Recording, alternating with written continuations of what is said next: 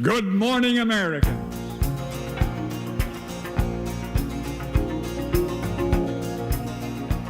Hurricane toll rises. Jetliner crash in Uruguay. Uganda war kills children. Post office crisis in Land O'Lakes, Florida.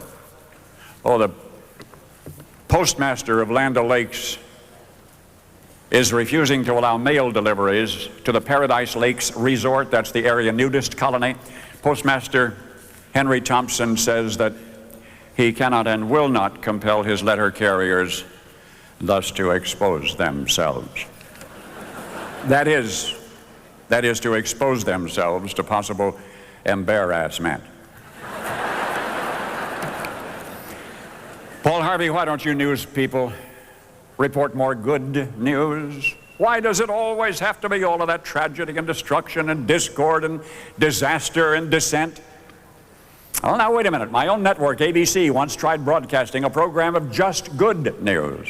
You know how long that lasted? 13 weeks. Not enough listeners wanted to listen to just good news. In Sacramento, there used to be a little tabloid called itself the Good Newspaper. It printed nothing else. That lasted 36 months before it went bankrupt. As far as I've been able to ascertain, there's only one newspaper in the USA today printing only good news. It's a little tabloid, comes out once a week in Indiana, and they have to give it away. Because the good news folks keep saying they want, they just won't buy. So you can listen to any broadcast, and records are crashing. And it is the worst hurricane, and the worst fires, and the worst floods, or the worst earthquakes, whatever, because noise makes news. Newsweek and Time magazines sold the most copies this so far year, September 8 and September 15. Directly related to what? The violent death of a princess. August 31, Chicago's Tribune sales soared 40%. People magazine sold more than 1 million copies after the high-speed crash. In New York, they sold out in 1 hour. Britain's biggest newspapers gave 35% of their total news coverage, more than a third, to stories relating to the death of Princess Di for an entire month. Not even the end of World War II got that much ink. Noise makes news. One gunshot makes more noise than 1,000 prayers. That does not mean it's more important, just that it sells more newspapers. To our performing weathermen in my home base city of Chicago, in the wintertime when it's 0 outside, are they content to tell us it's 0 outside? No, no. They have to add that the chill factor is 40 below. We never were so miserable in the wintertime before somebody invented that chill factor. Now, as an objective news person, I suppose it's incumbent upon me, in fairness to our Chicago forecasters, to add that they did forecast 11 of last winter's 2 snowstorms. But with increasing competition among the media for your attention, from a multiplicity of media, the situation's steadily worsening.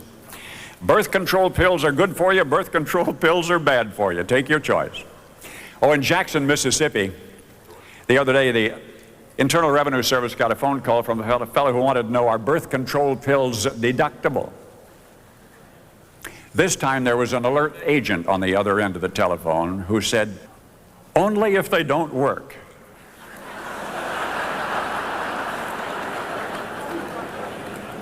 No, news isn't news anymore. It's around-the-clock warning. Don't breathe. The air is toxic.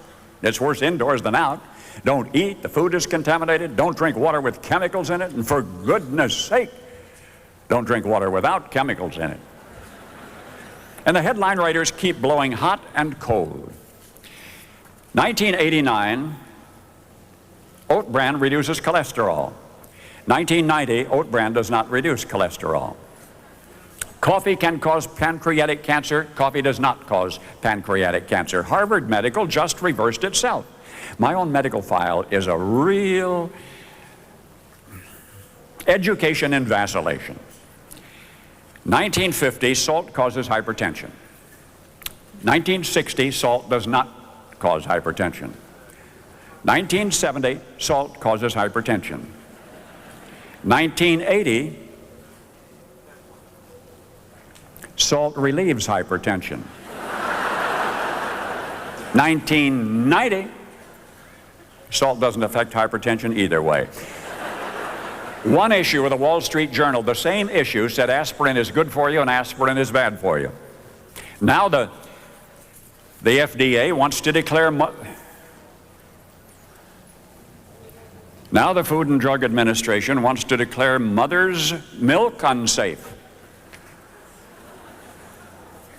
The FDA suspects that mother's milk may be unsafe, but so far they have not been able to ascertain where to put the warning label.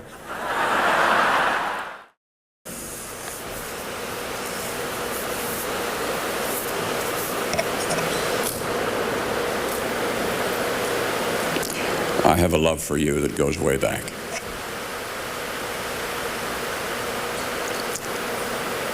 Should you visit my skyscraper offices in Chicago, your attention will focus first on a large portrait in the reception hall.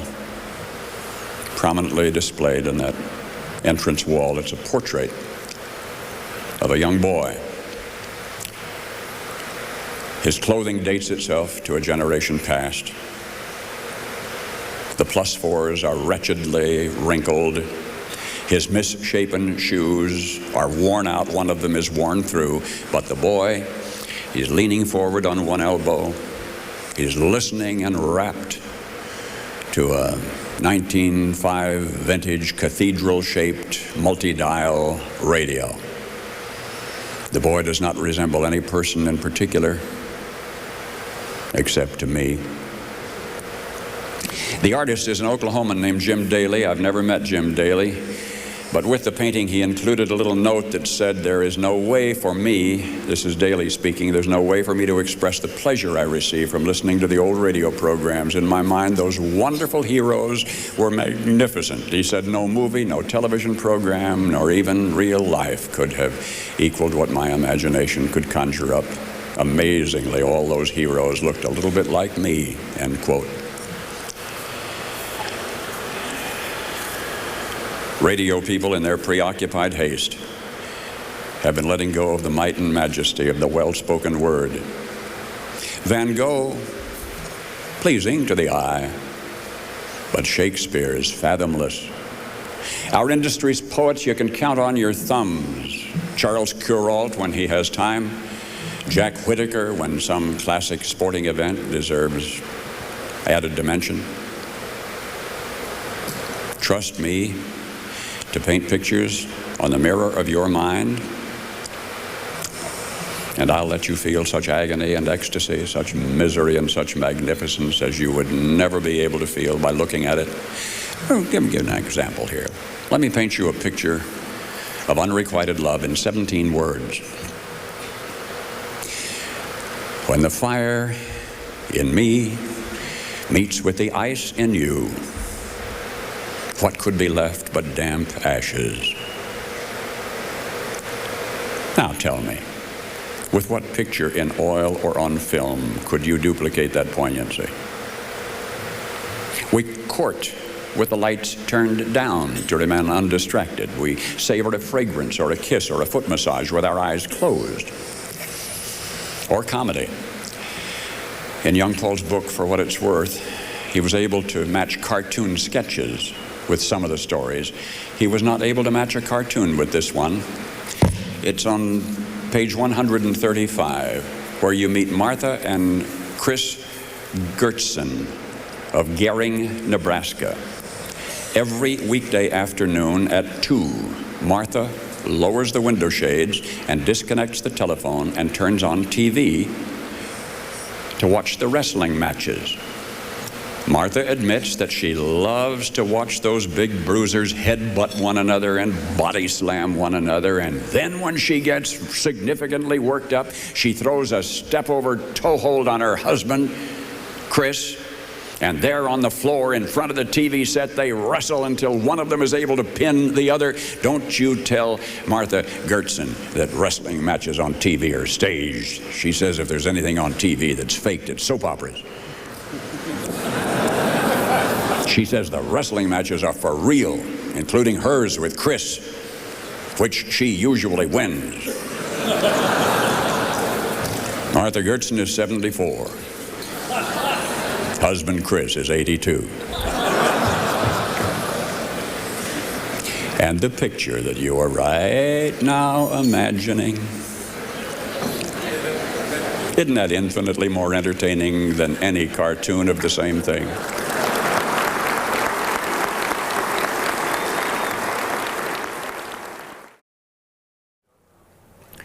An Indiana farm boy asked his daddy why was he loading the old sow into the trailer.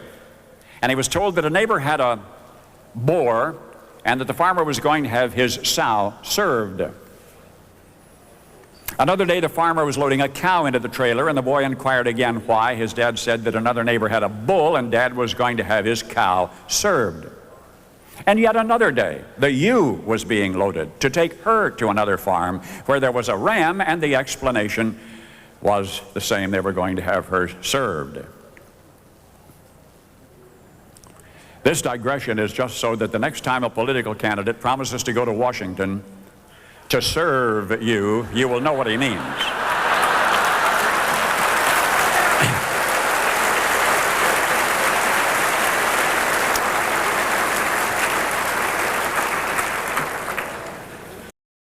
Did you hear about the lost dog ad on the bulletin board at the Salinas Fairways Golf Course?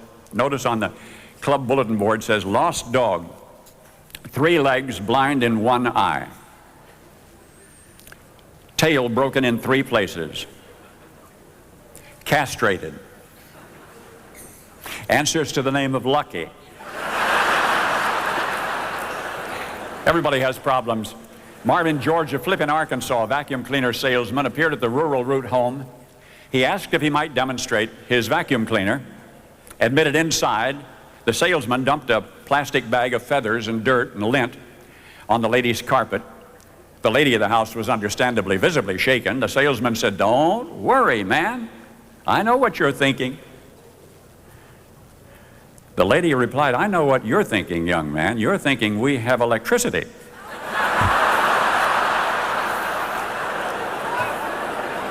One more, all right, one more. Police Chief Clifton Sullivan, Russell Springs, Kentucky, got a call from a lady who wanted her bachelor neighbor arrested for indecent exposure.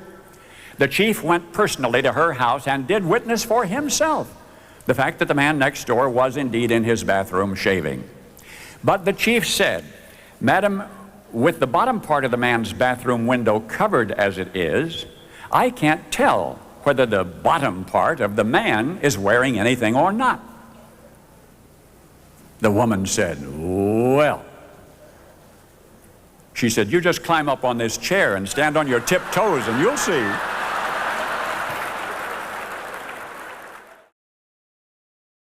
If I can leave you with only one thing, may it be this: don't let the headline writers rain on your parade.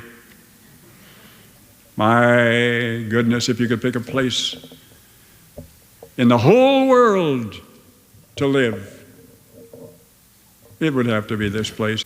You are where everybody else in the world so wants to be. My goodness. There's resiliency in this country that we have not yet begun to use. As Mark Twain is said to have said of the music of Richard Wagner, it's not nearly so bad as it sounds. Good day.